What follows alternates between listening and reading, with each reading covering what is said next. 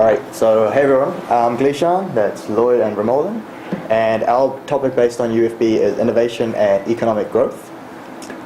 This will be a critical analysis and a comparative paper based on what's possible in New Zealand in terms of innovation and economic growth, and also that will be based on how other countries have already developed new technologies and services also, and how that has led to economic growth in their nations.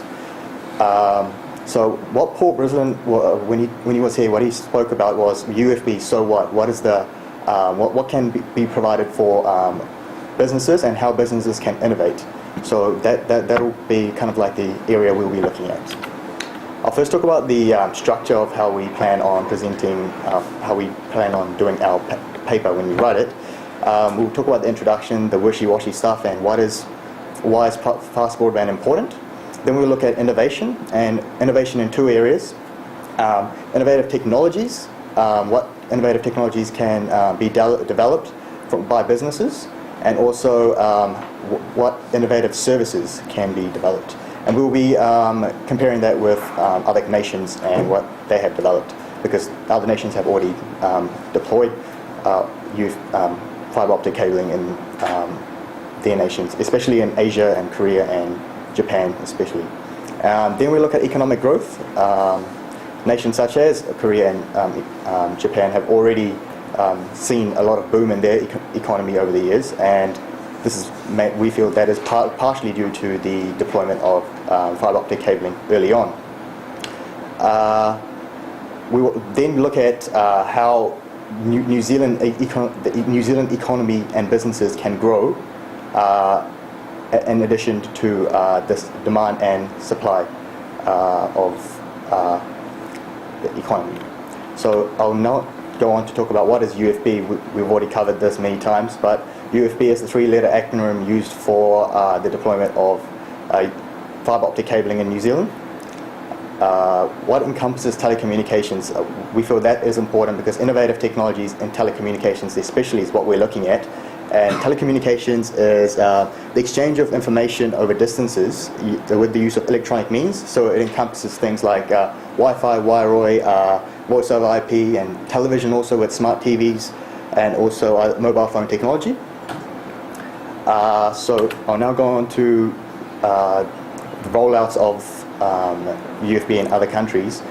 In the United States, they launched a $7.2 billion broadband stimulus package, and in comparison we can look at New Zealand, which is a lot smaller. We had, since 2011, we had the government funds UFB in $1.03 billion investment to boost the fibre over the next 5 years. That was last year, and that's obviously because New Zealand is a lot smaller than the United States.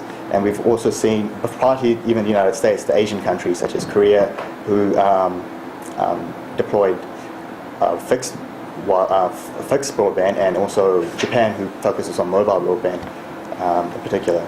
So we feel this is an important starting point for where we can develop the innovative telecommunications. We have to compare this with New Zealand with other nations. So that's just the background of what we'll talk about. Here's the graph showing, this is back in 2007 actually, and you can see in the dark blue sections that if you look at Korea, Japan, and now also Hong Kong and China has also come into the party, especially in 2011. They've increased their number of fibre deployment significantly, and this has led to an economic boom in those areas. So Asia has been the leader in terms of fibre deployment. So we want to look at how New Zealand businesses can deploy UFB and then benefit organizations and lead to innovative technologies and services. So this is a video talking about an agriculture organization talking about how they can benefit from UFB. The IT manager is talking about innovative tracking technologies being developed in the organization and how they can provide real-time information to their customers through the use of their innovative technologies. So we have an inventory management system that tracks every single carton and every movement throughout the store. Tracking the product in real time provides the client with the ability to view where their inventory is at any point in time, and allows traceability for audits from regulatory authorities. Typically, the data is created at the packhouse stage. That data is then submitted via an electronic interface to our system. Once the product arrives at the store, the product on the truck is validated against the data that was supplied to us. If it's true and correct, we send a confirmation email or data feed back to the supplier. We currently have two dark fibre links between Richmond and Nelson, one of which is the standby for failure of the first one, and we currently utilise the full 1 gigabits per second bandwidth available to us quite a bit of the time. We keep track of product through desktop control systems, and Forklift has a computer mounted on board so that all transactions, movements of product, etc. are 100% live and up to date. Without fibre, it simply would not have been possible to move that much data around between the two sites and maintain a live online system. So yeah, the IT manager there was obviously talking about how innovative technologies have been enabled in his organisation, and has many organisations like this we believe are the key to economic growth in New Zealand. So I'm now going to pass it on to Remolan to talk about why broadband is important. Yep, so the next part in our research paper is going to address why broadband is important, and this is going to be discussed on a more general level, because the rest of our paper pretty much focuses on why broadband can affect demand in the telecommunications sector. So it's not really on a general level, so I thought that would be good to include in our paper. So as you can see, the global demand for fibre is increasing, especially between the years between 2002 and 2011, and especially in countries such as Asia. As Gleshan said before, like China, Korea and Japan are moving really fast with this, and they implemented it quite early in the years. And the other graph on the right over there shows that China is the leading fibre optic producer in 2011, and is quite ahead of everyone else, and is almost double of that of the USA, which is second on the list. Because we couldn't really find, because UFB hasn't been implemented in every country really, we could only find information on its impact on growth, and we could not find information on its impact on growth and innovation worldwide. So there is a few countries which have implemented it, and a few countries which have not implemented it. So this table pretty much incorporates both of that into it. And as you can see, OECD countries who have implemented broadband have seen a between a 1.9 and a 2.5% growth since adopting it, and developed countries as well have seen a 1.21% growth after increasing broadband penetration by 10%. This graph also illustrates how GDP or growth is increasing as a result of broadband. It pretty much says that as people gain more access to broadband, the greater GDP economic growth we'll see. And as you can see again, Japan and Korea are quite high on the list. They're seeing quite a bit of growth. And this is because of the amount of people who have access to it. So that's what that shows. I'll just now pass you on to Lloyd just to talk about innovation in terms of network technologies and services. Cool. Thank you, Remolan. So as the two previous guys have talked about the benefits of broadband on other countries as well in terms of innovation and economic growth, I'm going to narrow it down towards how it can be related to New Zealand. And I'm going to talk about how broadband initiatives in other countries can also improve innovation in the telecommunications sector within New Zealand as well. So innovation can be narrowed down into two particular areas: network technologies and service development. Now with regards to network technologies, examples such as ONTs, or optical network terminals, as the two images are there, which are generally located in customers' homes. Now these act as a sort of router for anything connected to them, in the sense that it converts fiber optic light signals into electrical signals that can be used inside households. So ONTs are capable of delivering services like putting in telephone lines, copper telephone lines into the unit, internet data and video services. On the service development side, innovations in terms of network technologies are quite limited. As you can see, there's only two main innovations, but we feel that the service development provides a greater opportunity. It's a lot more significant. So let me ask everyone this. Do you believe that UFB, as a backbone for WiMAX, technologies will make WiMAX faster? Any thoughts on that? Yes? No? No? Okay. So the guy who spoke from Chorus a couple of weeks ago said that's the question that we'll cover in our essay. We don't have it now. The guy from Chorus said that a couple of weeks ago that satellite TV will no longer have the no signal issue as a result of faster data rates. And it's also a possible area or possible location in the household to implement these ONT units is near smart TVs. There's a general trend towards smart TVs where these units can provide internet capabilities onto your TV as well. So for VoIP applications, better data rates will result in better connection, a more stable and reliable communication between people instead of Skype shutting off halfway through or video communications dropping out. I'll pass you on to Gleshan, who will just quickly talk about the cloud computing and SaaS applications. Yeah, so we feel that cloud computing services can be enhanced, especially in like New Zealand, especially software as a service side, because one of the concepts behind cloud computing is loosely coupling multiple services together and providing it to an end user. So we feel that if you are a customer and you're based in Wellington and you're receiving a service from Auckland, but that's not the complete service that you want. You want to add on top of that, and that is provided by another organisation, perhaps in Christchurch. So what the organisation in Auckland can do is incorporate the Christchurch organisation's technology on top of that and combine the two services and provide that service to their client, which is located back in Wellington. So that we feel can be enhanced by UFB. So I'll pass it back to Roy. Thank you.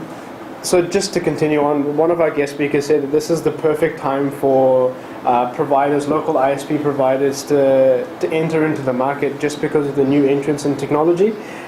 It's a type of service development that will provide a more healthy competition in the market, reducing prices for customers and hopefully providing a better service as well. Established organizations as well as new entrants should be arming themselves with different models of competitiveness, like always on flat charges or even free models to provide that competitive advantage in the market. And these business models differ from more traditional models where a limited range of services or a single service can be offered at a price based on just data usage. And this can be seen with the introduction of new companies into the industry like Flip. They do fiber optic broadband, unlimited broadband, as opposed to the capped limits like Vodafone and Telecom. And even telecom subsidiaries like Skinny are also have a possibility of entering into the market. So the next slide is just a follow on from that. So this looks at the benefits of economic growth, such as increased ISP profits due to increased subscribers. So more people will be jumping into these new companies just because it's a newer technology in the market. Prices are going to be cheaper, hopefully. So along with the direct contribution of broadband that can have on economic growth, its impact on telecommunications further contributes to this industry as well.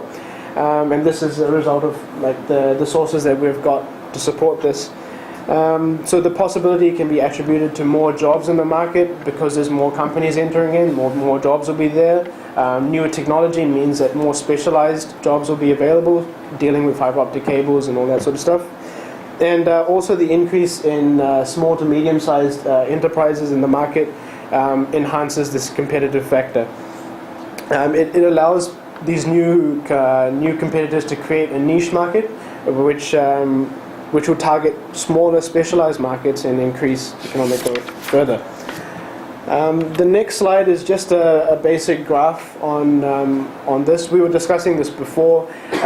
As with any particular introduction of a technology into the market, there will be a huge spike in the initial stages. which will lead to increased GDP and employment. But as the technology becomes more established, it tends to stabilize. The profits will stabilize and employment will stabilize, as we can see in both graphs.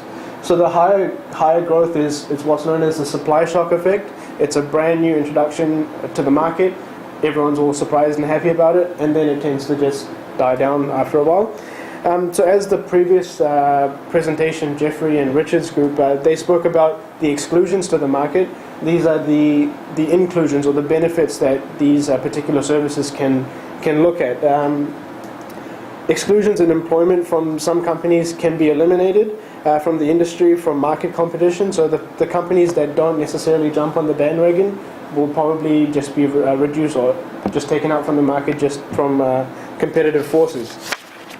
Because we're doing a critical evaluation of UFB in terms of innovation and economic growth, we also are going to look at the negative impacts of UFB in terms of legacy systems, as well as the impact on VoIP and smart TVs, or impact of VoIP and smart TVs. According to ITU, or the ICT Regulation Toolkit.org, innovative technologies such as VoIP and smart TVs could possibly be disruptive to current companies in the market. So for example, Sky TV, they have the iSky option, which is your ability to watch Sky TV online, and then they have the normal Sky TV plugged in through the wall onto the little unit that you have there. So if UFBs allow companies to focus more on the internet side of things, the iSky part of it, what will happen to the cable and the hardware unit that comes into your house? Also, for those implementing traditional legacy systems, innovative technologies and services can also be disruptive to their particular processes, and especially if companies aren't too keen on shifting over or becoming more competitive or continuing to innovate. However, we feel that even though these are negative impacts of UFB, they can also be taken as being opportunities for markets, opportunities for the current companies. If Sky TV find that there's a general trend towards internet usage of TV programs, no one wants to watch TV where all the commercials come through, it could possibly be a benefit. They could innovate, they could compete more effectively, and that could also increase innovation and economic growth as a whole. So that comes to the end of our presentation. Is there any questions? Does anyone have any questions on what we've spoken about? Yes. Yep. Yeah, well, you said that the utility of the UFB can help to improve employment. Yeah. Yeah. So, my question is: do you think this in another way, which is if this utility can maybe decrease the employment in some certain area? Like with this utility, we can some industry process we can be finished faster and in an automatic way. So maybe some workers will lose their jobs. The factories will not need them to do the work. Yep. Yeah, like we said, it's both a benefit as well as a disadvantage to industries. It's a benefit in the sense that new jobs can be created because I said specialized services like fiber optic cabling, all the implementation, all that sort of stuff. So that's the benefit in terms of increasing employment there. But like you said, there's also the limitation which Jeffrey's report will be looking at. That video that I showed, that was just a portion of the whole video. Towards the end of that part, I didn't actually show you the entire thing, but that company actually had to let go of some members of their staff, but they had to restructure, and then that created more employment, so it kind of offset the employment factor. So it goes down in one area, but another opportunity through innovation arises. So, Thanks. Any other question? So you mentioned the Sky case study. So what do you envisage? What's going to happen to it? You didn't actually touch on that. With Sky TV, I mean, I've done a marketing paper as well. There's a gradual trend towards the use of online serial TV watching and movies, etc. So not many people tend to watch TV on the TV itself just because of commercials and all the disruptive areas. And that's a sort of trend that companies like Sky can look into. They've got the iSky option for Sky members. You have the ability to watch Sky TV online if you missed your particular program or you don't have a way to record it. So we will go into more depth in our report on that, but that's just the basic sort of outlook on Sky TV. They have those two sides already there. So based on whichever one is more effective in terms of creating better economic growth for them as a whole or the industry, they will tend to follow that way. And especially if new providers enter into the market, Telecom, Slingshot, all give their customers discounts on Sky TV online, and that's the way to go, I guess. So we'll elaborate more into our report, but this is just a sort of outlook onto what we're going to be talking about. Yeah, but don't you think, like, for example, you have legacy systems which are very well used and I guess people are acquainted with it, like Skype, for example. And then you have this new way of delivering Sky via iSky or Netflix model and whatnot. And then you have, so these organizations will need to maintain both systems at the same time. Of course.